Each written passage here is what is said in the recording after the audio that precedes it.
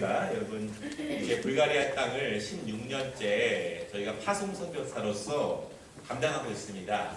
협력 선교는요, 여러 교회가 기관들이 함께 협력하는 것이지만 파송은 저희 교회에서 주력적으로 선교하는 곳입니다. 제가 내년 계획은 없지만 기도하면서 그래도 우리 교회가 이렇게 파송한 교회인데 더 책임성을 가지고 기도하기 위해서 내년에는 선교팀을 조직해가지고 저희가 방문해서 함께 기도하고 또 준비해야 되는 것이 아닌가 그렇게 생각하고 있습니다. 우리 선교위원회에서도 기도하시면서 준비하셔서 내년에는 우리가 함께 선교 갈 수 있도록 또 그렇게 도와주시면 감사하겠습니다. 오늘은요, 선교사 게일 선교사님에 대해서 함께 말씀을 나누려고 합니다. 여러분 혹시 게일 선교사님 들어보셨나요? 예, 못 들어보신 분도 많이 있는데 젊습니다. 그리고 흔하지 않게 캐나다에서 오신 분이기 때문에 우리가 보통 미국 선교사님들을 많이 알기 때문에 캐나다라든가 호주라든가 영국 출신 선교사님들은 잘 모릅니다. 여러분 무디 아시죠? 무디. 저 복음 전도사 무디. 그분이 정말 대단하신 분입니다. 복음을 열정적으로 전하셨고요. 또한 담대히 전하셨는데 무디 선교사의 놀라운 사명 중에 하나는 그분의 설교를 듣고 회심한 많은 젊은이들이 목회자와 선교자의 길을 헌신하고 그 길을 갔다라고 하는 것입니다. 무디 선교사의 말을 듣고 하나님 앞에 회심하게 됩니다. 그리고 평생을 주를 위해 바치겠다고, 그리고 세계 각국에 있는 선교 지역에 가서 일평생 헌신하는 그런 사람들의 모습을 많이 보게 됩니다. 여러분, 어떤 교회는요, 신학생을 많이 배출하는 교회가 있습니다. 그리고 목회자를 많이 배출하고 선교사를 많이 배출하는 교회가 있습니다. 여러분, 그런 교회가 훌륭한 교회라는 것을 믿으시기를 바랍니다. 누군가는 씨를 뿌려야 하고 누군가는 열매를 맺게 해야 됩니다. 우리가 정말로 가장 은혜롭게 하는 것은 그 교회에서 정말 신학생들과 목회자가 많이 나오게 하는 거예요. 여러분, 나중에 우리 교회에게요, 정말 제일 큰 영광이 뭐냐면 우리 교회에서 코 흘리면서 자란 사람이 신학교에 가고 또 목사가 되어서 우리 교회에 담임 목사로 오는 것이 제일 큰 영광입니다. 아멘? 외국에는요, 그런 거 보고 세습이라고 안 그럽니다. 꼭 목회자 자녀뿐만 아니라 누구라도 코 흘리기 때부터 이 교회에서 자란 사람들이 우리가 목회자로 오게 되는 것, 그것이 정말 은혜롭고 전통 있고 아름다운 교회의 모습입니다. 오늘 이 게일 선교사님에 대해서 같이 나누는데요, 저는 저와 이 게일 선교사님이 서로는 모르지만 또 가깝게 이렇게 비슷한 점들이 몇 가지 있습니다. 저는 이 게일 선교사님이 살았던 집에 가보았고요. 또한 그분이 섬겼던 교회를 방문해 본 적이 있습니다. 그리고 그분이 다녔던 학교를 저도 한 6년 정도 같이 다녔습니다. 이분은 캐나다 장로교회에서 이제 파송해서 한국으로 오신 분인데요. 여러분, 캐나다는요, 한국에는 잘 알려져 있지 않지만 한국과 굉장히 친숙합니다.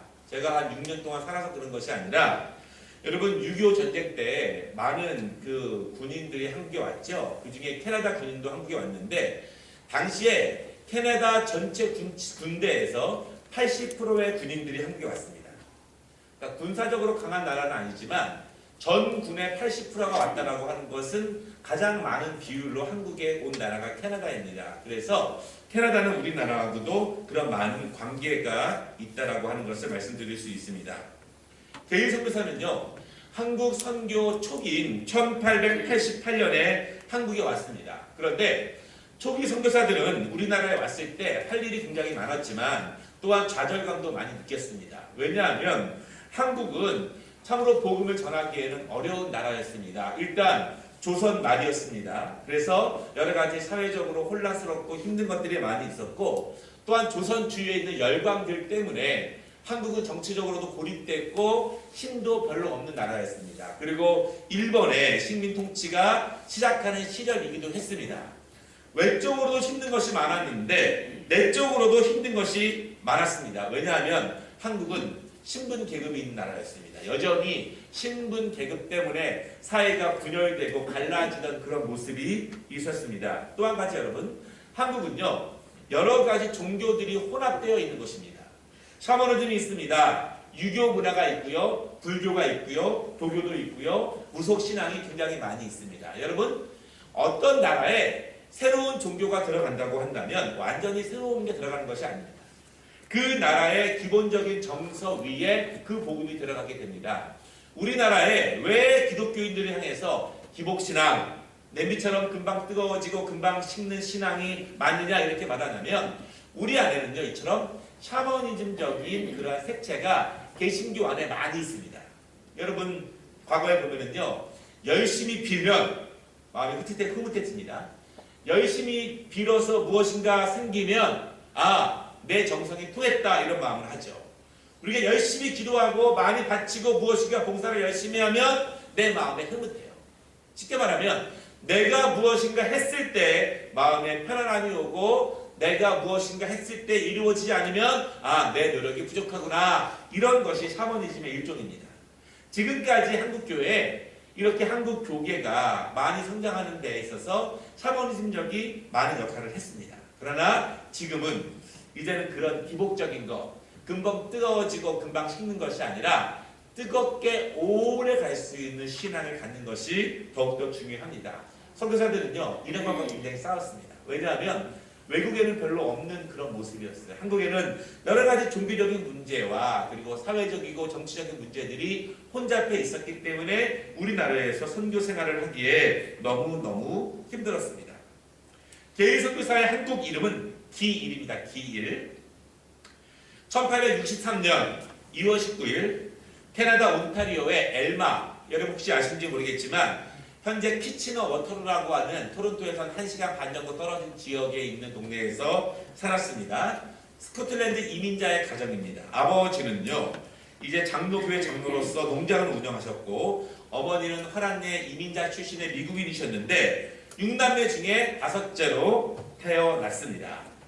1884년에 토론토 대학에 입학합니다. 여러분 1884년이라 하면요 우리나라의 언더우드 선교사가 가장 먼저 왔던 그 시절이 바로 1884년입니다. 이제 그때 대학에 입학하게 되고요. 1888년에 우리나라에 오게 되었습니다. 그렇다면 굉장히 초기 선교사입니다. 여러분 이분이 토론토 대학에 입학을 해서 거기서 복음을 전하게 되는데요. 2년 후인 1886년 미국 매사추세츠에서 미국 기독교 학생들이 여름 수련회를 뜨겁게 갖게 됩니다. 그때 강사가 누구였냐면은 무디였어요. 무디 복음 전도자. 그분이 열심히 복음을 전하는데 그때 그 여름 수련회 주제가 있습니다. 뭐냐면 all should go and go to all. 여러분 모두는 다 가야 합니다. 어디로 가야 합니까?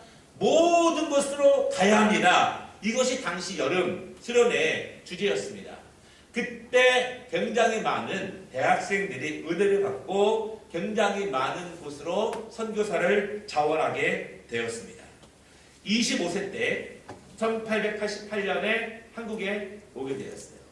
여러분 한국 기록에 보면은요 그 해에 한국에 전염병이 많이 돌았다고 합니다. 그래서 이분이 부산에 왔다가 배를 타고 다시 제물포로 와서 제물포에서 서울로 오는 길에서 죽어 있는 수많은 사람들의 시체를 보면서 애통하는 마음으로 왔다. 그런 기록들이 있습니다.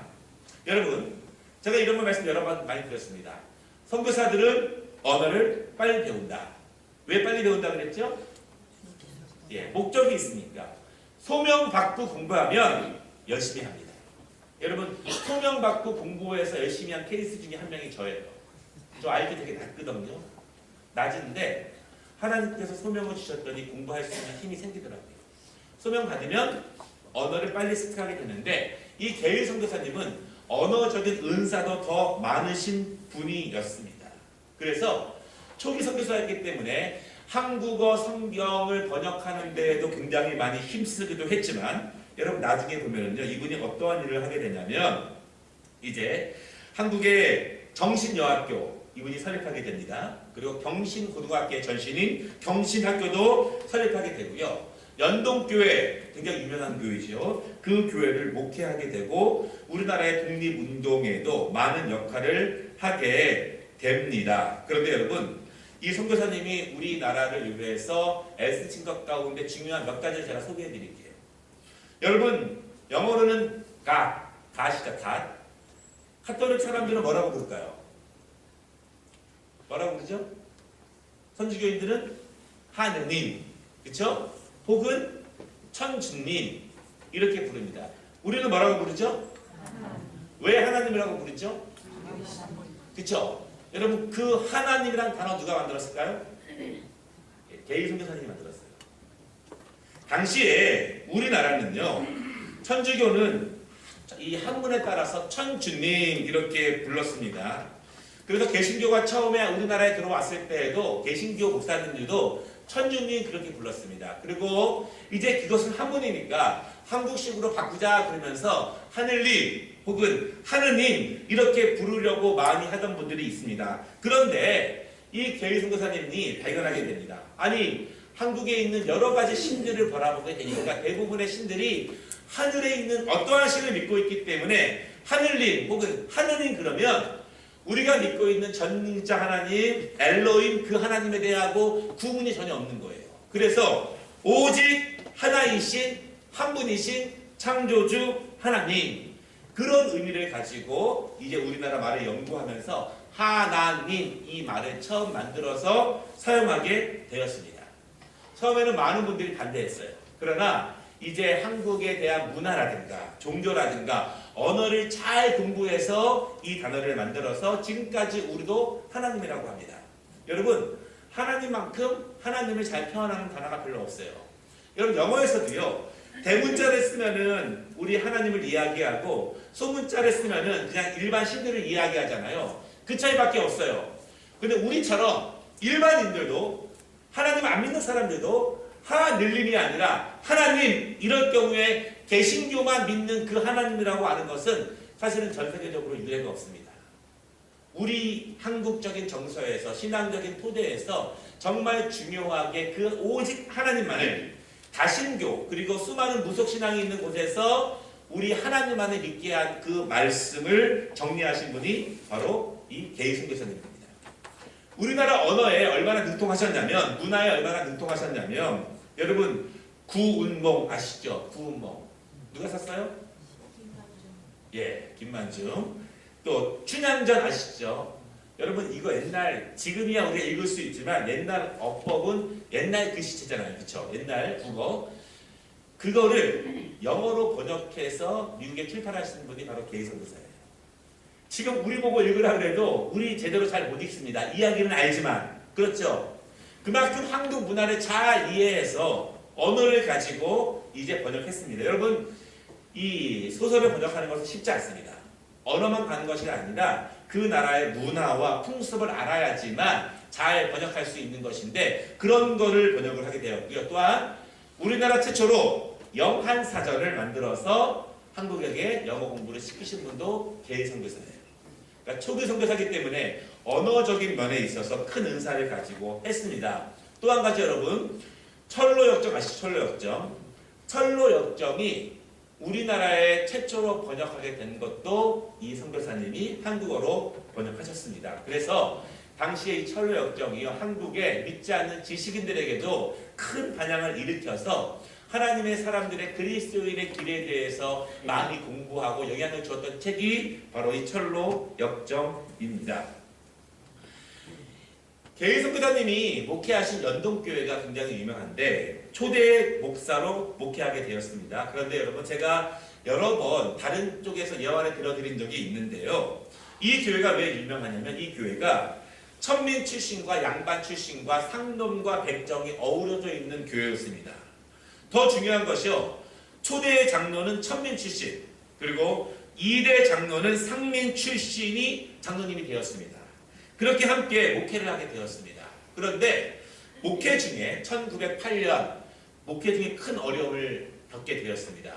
원래 이 게이 선교사님은요 25세 왔기 때문에 독신자였어요. 그런데 후에 같이 협력하던 의사 선교사 부부가 있었는데 그 부인 남편이 일찍 돌아가시는 바람에 남겨진 자식을 함께하면서 이 아내와 그 미망인과 결혼을 해서 같이 이제 이어서 선교 사역을 하게 되었는데 이 아내가 48세로 하나님의 부르심을 받습니다. 더불어서 교회가 분열되었습니다. 어떻게 분열되었냐면 양반 성도들과 천민 성도들이 함께 예배를 드리다가 1대 장로는 천민, 2대 장로는 상민, 근데 3대 장로를 세울 때 광대 출신을 세우려고 했어요.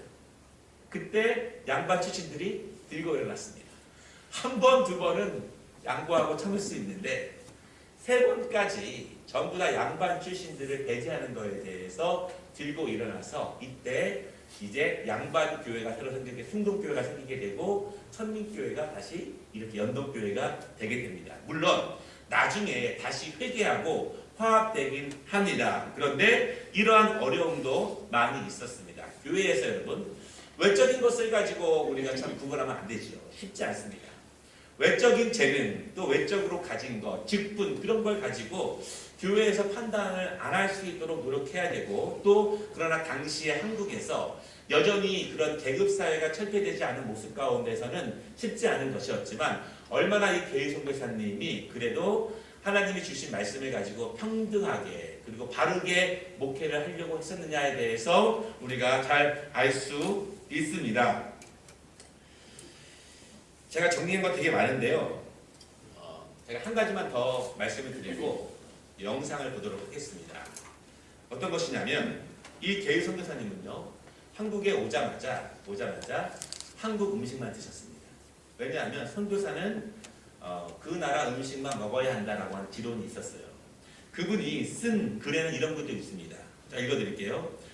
백만장자의 위치에 지지 않을 집에 편히 앉아서 남녀 하인을 두고 자동차를 몰고 다니는 어떤 선교사들의 귀에는, 그렇죠?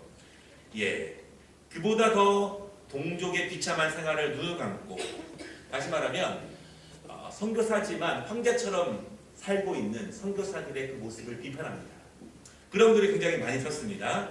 그리고 정말 몇 가지 가지 않고 서민적인 생활을 하게 되는데, 이분이 한국 문화를 동화되기 위해서 얼마나 많이 노력했냐면 두 가지 사실이 있는데, 이분이 제일 좋아하는 음식이 있습니다. 두 가지.